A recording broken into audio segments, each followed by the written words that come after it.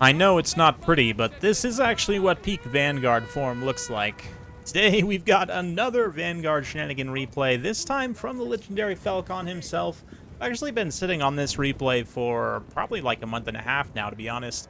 It came out close to when 2.2 originally released, or Falcon sent it to me then, rather, but it was notable for its Vanguardness and that unholy blob of cavalry. I would like to know also that they literally didn't all fit in that spot. Some of them, like, got squeezed out and vanguarded, like, down here by this bridge and in other random places scattered around.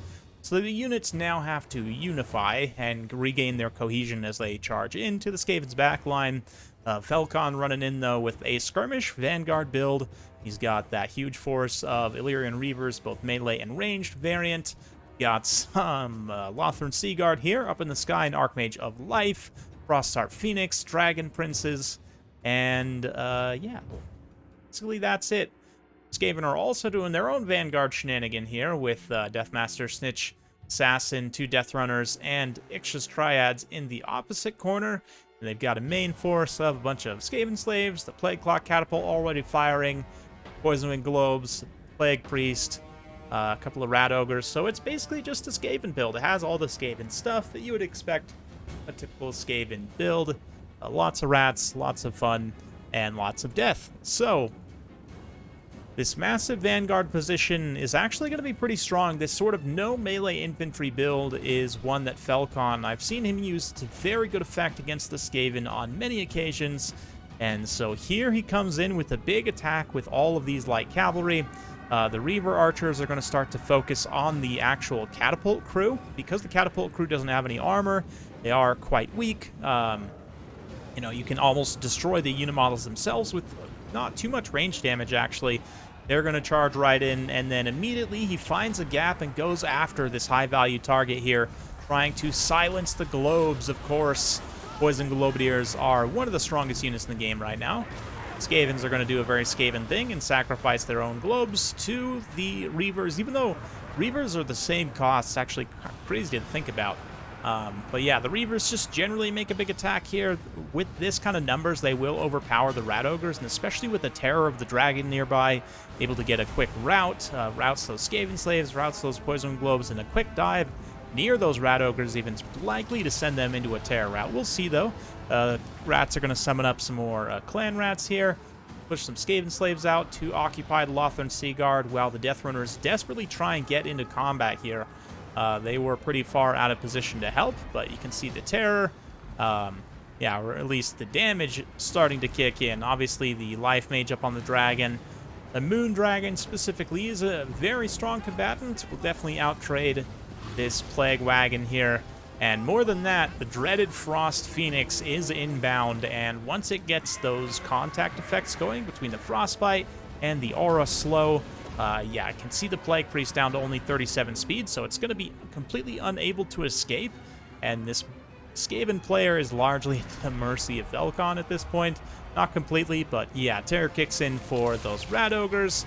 More Clan Rats being summoned up here, desperately trying to defend the Plague Priest. Falcon doing a great job with those Dragon Princes, Reavers, whatnot, chasing, routing units. But the Deathrunners, the Clan Eshin squad, if you will, finally do get into combat. They're going to tear apart the Lothran Seaguard fairly well, do some decent damage with the Dragon Princes, that massive charge bonus against the flimsy armor. 40% physical resistance, I believe, on most Clan Eshin units. Definitely helps. I guess, yeah, that's the Dragon Princes. They have 20% of their own. Only 30%. Okay, so my mistake. 30%. Still a significant amount, but not enough to resist the massive damage of that huge charge. And, yeah, even the Ixchia's Triads is struggling here. Deathmaster's still quite healthy. And I suppose if the Archmage were to land nearby, get a Sigil, could come back. A lot of these Skaven units are actually starting to come back in this rear area as well. Poison Winds specifically are going to be the most important here. Falcon does manage to catch this unit before they get a volley off with his Reavers there.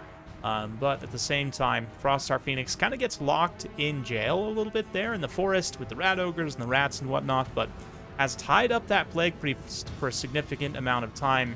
And the Lothran Seaguard and other supporting units are able to push back the Ninja Rats fairly efficiently. Archmage of Life gets in here. It's just going to drop straight on the Ix's Triads. Probably has taken some significant damage. Yeah, very significant damage during the time that she's been fighting them. But of course, she's a life mage. She can always throw a quick Earthblood on herself, get back up in the fight. Deathmaster Sigil gets popped there. I think she is technically still locked on the ground. Let's see. Deathmaster's able to get past this cavalry, though. Nope, looks like Felcon's actually going to move in the other unit of Reavers, and with that, Skaven player throw in the towel there. So the reverse double Vanguard Ultra Baguette formation ends up working out pretty well. I mean, I say Ultra Baguette because it's inspired by Bretonia, of course.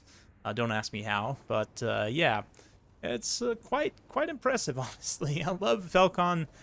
Seeing Felcon play this style of play so effectively and just rush in and just overwhelm. I've been on the receiving end of this type of build from him, and it is disheartening, to say the least. But to be honest, there's not a lot the Skaven player could have done, given the kind of the decisions they made with their build and their Vanguard deployment. You know, it's fun, and I can't criticize it too hard. I mean, obviously, you do make a huge risk when you move a lot of your value out that far away from your base army, right? And if we kind of think here, I mean, character-wise, I'd have to check on the exact hit for Deathmaster. We can assume maybe 2,000, 2,500 between these two characters, maybe more. And then, you know, another, like, what, 2,000-ish, maybe 5,000, 6,000 total values. That's close to half your army value, give or take, if my mathematics are correct. That's away from your army, whereas for Felcon, I mean, I guess these guys are, what, 600... a piece, so that's what, 2,400 plus another 2,000. Yeah, I mean, it's like 4,000, close to 5,000 still with all the Reavers as well. So I guess it's not that much of a difference, but it is enough of a difference. And I guess another big difference with the High Elf build is these two units can actually get in and support this other mobile squad very quickly. So you have kind of the flexibility. The Dragon Princes too, actually.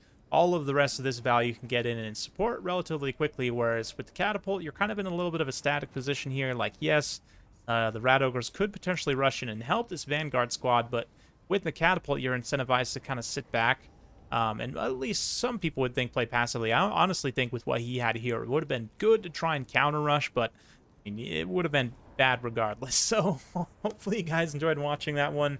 If you do like this sort of content, though, be sure to like, subscribe, hit that bell notification button. Every time I upload a new video, you'll be notified. Thank you once again for watching, and we'll see you next time.